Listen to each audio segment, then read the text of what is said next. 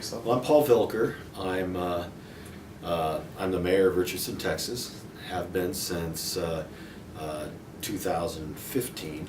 I was on council 2 years before that. I'm a product of Richardson, Texas in the sense of a business background. I've spent over 30 years in telecommunications, information technology businesses, and all right here in the telecom corridor area, which is Richardson, Texas.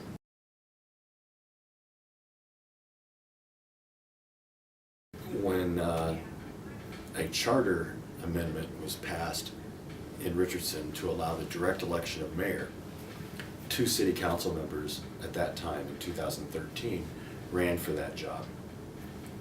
And when you run for that job, you have to give up your other seat. So a city council seat became available, so I put my name in and ran for place 5 in Richardson. And that year I was unopposed. Everybody was focused on the mayoral election, and I became a city council member for 2 years. In 2015, the mayor at that time chose not, after winning re-election, chose not to get pledged in and not to serve. So at that time, in our charter, the city council got together, the remaining city council, and decided who would be mayor, which was the way it had been done in Richardson for 50 years. And so the city council got together and we talked it out, and they appointed me to be the mayor. So in this last election, I was elected mayor. So I've held every position in Richardson in both an appointed and an elected fashion.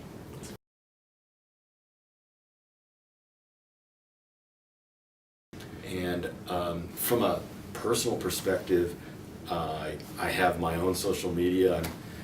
I'll tell you, I'm not as big on it as some people might be, but I'm on Facebook and Twitter and Instagram. I can give you all of those links if you'd like.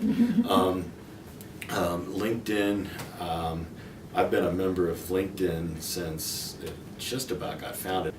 On a political level, I also have pages for Paul for Richardson. I also have a lot of people that follow me just because they're interested in what's the mayor do during the day, or night. So we really do worry about and pay a lot of attention to how do we get messages out to the community. We may send you mailings. We may send out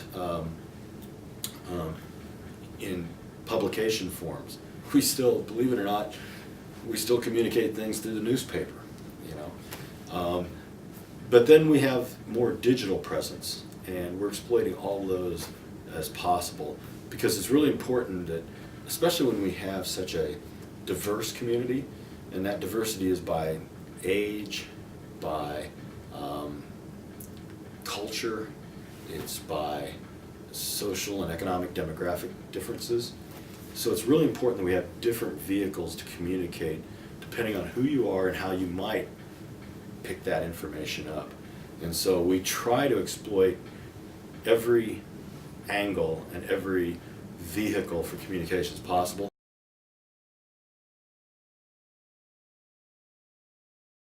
Right. I was young once, but today, if I look at the generational differences that we have in Richardson, we can almost look at UTD as a segment in and of itself. How do we make sure UTD knows how important they are to our community? So we spend a lot of time making sure they understand when you're done at UTD, first of all, we hope you had a great experience in Richardson. You found great places to ride your bike, have dinner, lunch, meet with your friends and socialize outside the campus environment, so that you might consider Richardson a place that you'd just like to stay. The challenge is, when you're young, you probably don't have government on top of your mind as to how does it impact my daily life. If you're just starting out your family, you're extremely busy, you've got a new career, you're working long hours, you probably don't have a lot of time to engage the community that you live in, especially at a political level. So one of the challenges we always grapple with is how to engage that demographic. And social media has actually become our friend in helping make that happen. In the past, oftentimes it wasn't until someone got into their mid-40s before they really started engaging. Now I'm finding 20, 25-year-olds and definitely people in their 30s are engaging in the political process, wanting to be part of our boards, our commissions, the voluntary opportunities there are. And so I'm hopeful and actually excited that the demographic of the younger person is more engaged.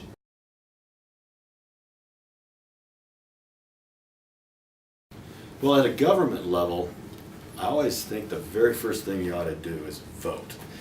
Now, but before you vote, you need to educate yourself on what are the issues, who are the people that are running, and what's their perspective on those issues. Every Monday in Richardson, we have a city council meeting. You can come here and engage with council, watch us in action, understand the issues that we're dealing with at the local level that can be impactful to your life. Now you can do that in person here. You can do it by watching us on television, cable and satellite companies, you know, Uverse, people like that cover us. You can go to our website and engage there. And social media offers options for connectivity for your government. So if you can come to a city council meeting, you'll really get a good idea of what we do, zoning cases, other types of ordinances that we do at a local level.